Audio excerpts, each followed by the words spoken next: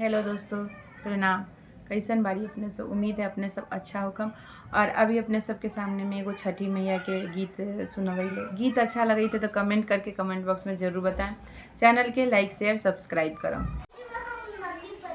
रानी से रानी कौशल्या रानी है, रानी कवाने बरत रौरा कैली श्री राम चंद्र ऐसन पुत्र पैली है।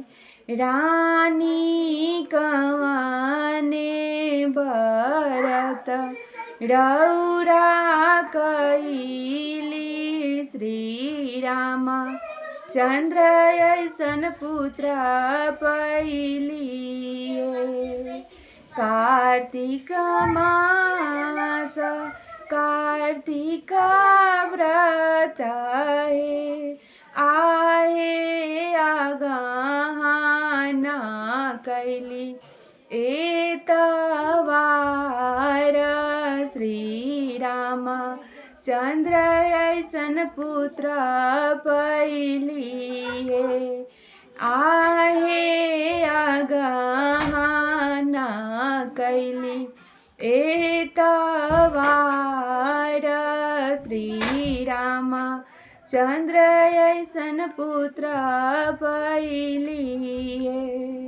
रानी से रानी सोनिया रानी है, रानी कवाने बरत रौरा कैली कुंसिया बेटी ऐसन पुत्री पैली है।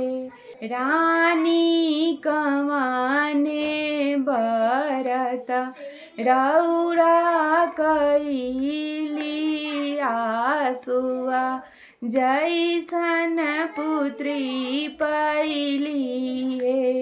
कार्तिक मास कार्तिक व्रत है, आहे अगहना कैली एतवार कुंसिया दिया ऐसन पुत्री पैली है।